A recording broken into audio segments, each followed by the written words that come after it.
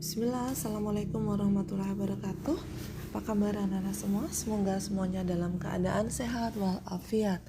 Baik, kita akan masuk pada materi kita yang kita bahas di hari ini, yaitu laporan keuangan sesuai SAK EMKM. Yang akan kita bahas adalah untuk laporan posisi keuangan, laporan laba rugi, dan juga CALK. Sesuai SAK EMKM, laporan keuangannya harus ada itu sangat sederhana dan jumlahnya tidak banyak.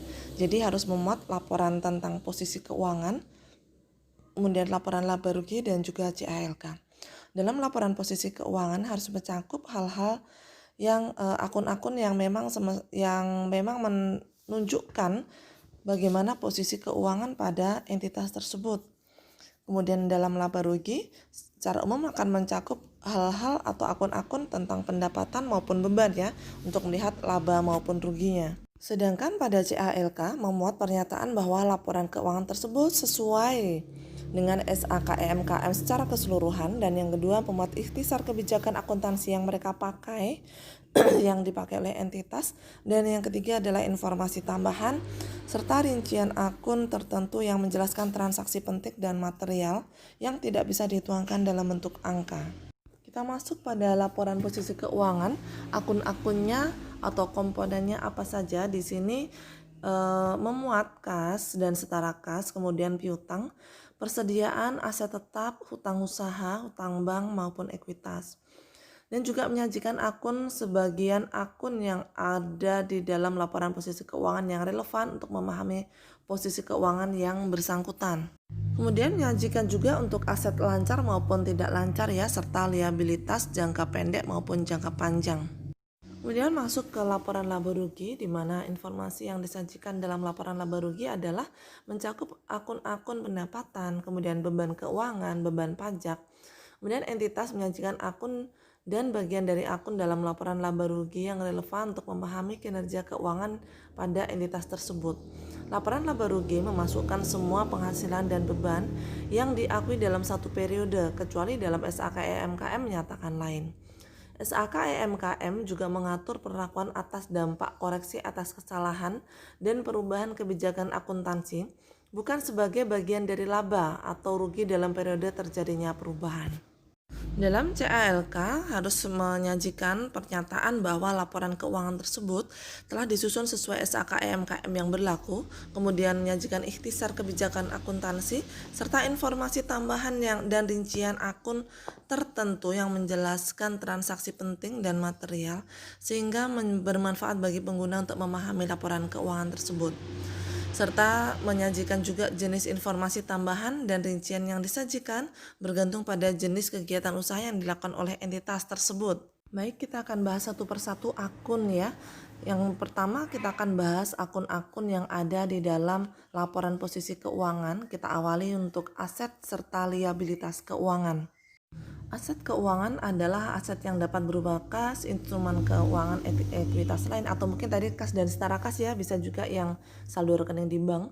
Kemudian hak kontraktual untuk menerima kas atau aset keuangan lain dari entitas lain, misalkan saja piutang.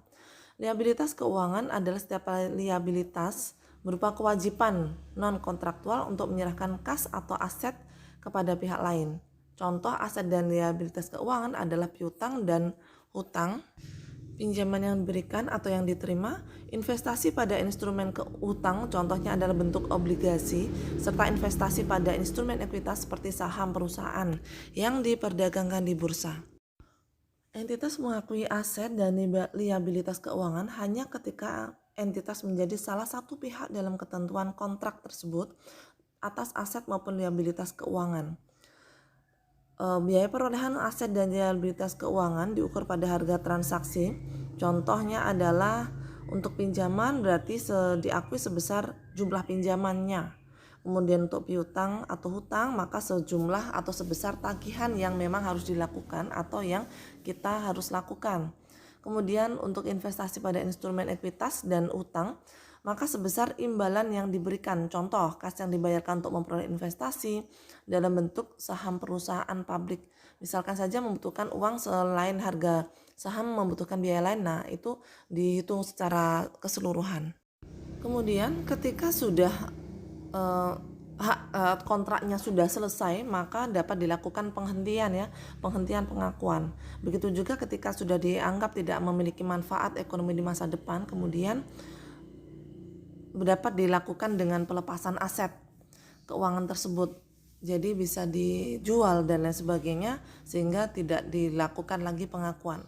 Entitas menghentikan pengakuan hanya ketika liabilitas keuangan atau hutang berakhir. Kalau untuk hutang, kalau aset tadi kan dia bisa menjualnya atau melakukan pelepasan hak. Kalau hutang ya ketika sudah selesai atau sudah terbayarkan, yaitu ketika kewajiban ditetapkan, dilepaskan, batalkan, atau sudah jatuh tempo.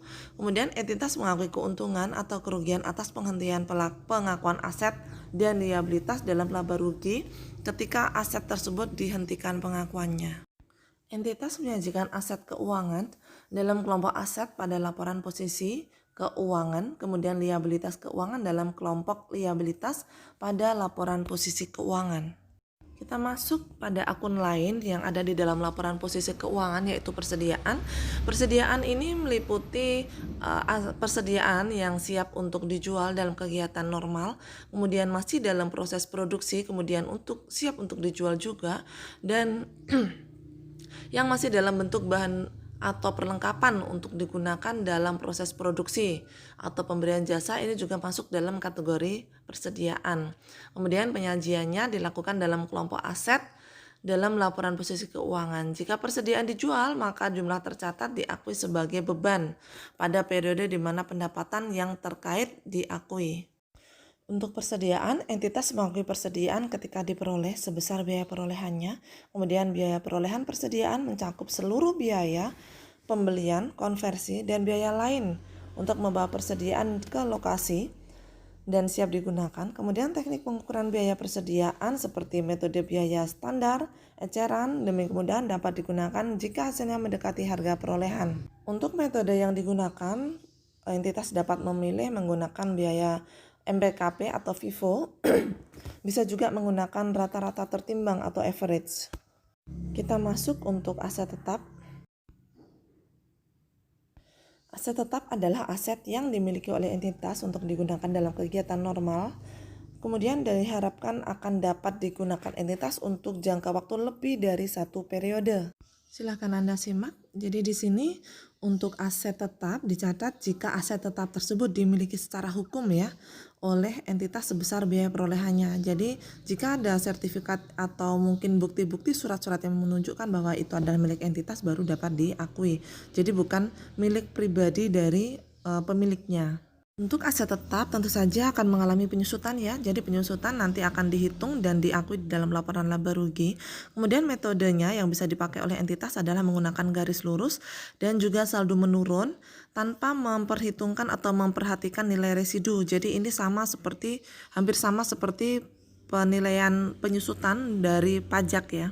Maksud saya hampir sama dengan ketentuan di perpajakan untuk penyusutan. Aset tetap tidak akan diakui atau dilakukan penghentian pengakuan jika aset tersebut dilepaskan.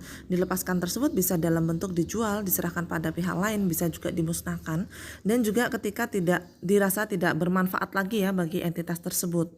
Kemudian berikut untuk ketentuan dari aset yang tidak berwujud ya, silakan Anda simak. Karena ini aktiva juga mengalami penurunan nilai ya. Kalau untuk aktiva yang berwujud kan mengalami penyusutan.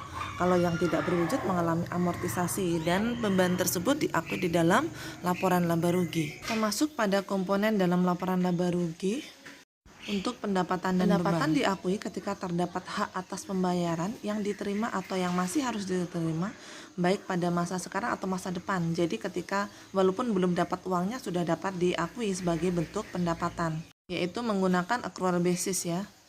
Jika pembeli membayar sebelum barang diberikan, maka diakui sebagai pendapatan diterima di muka atau bentuk beban ya.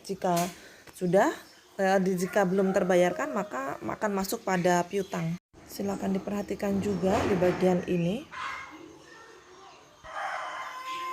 terkait dengan hibah ya, pendapatan hibah. Kita masuk untuk pengukuran pengakuan dan pengukuran beban. Jika pekerja memberikan jasa kepada entitas, jadi dia bekerja di situ karyawannya, maka entitas mengakui sebagai beban imbalan kerja sebesar nilai tidak terdiskonto yang dapat diperkirakan akan dibayar sebagai imbalan atas jasa tersebut. Mungkin dalam bentuk gajinya dan lain sebagainya, atau tunjangan-tunjangan yang memang harus diberikan kepada pekerja. Itu pula untuk sewa maupun pinjaman merupakan bentuk beban. Dalam hal pendapatan dan beban tidak dapat diukur secara handal, maka pendapatan diakui pada saat kas diterima dan tetap memperhatikan ketentuan, dan beban diakui pada saat kas dibayar. Ketentuannya ada pada paragraf ke-14 ya. Pendapatan disajikan dalam kelompok pendapatan dalam laporan laba rugi.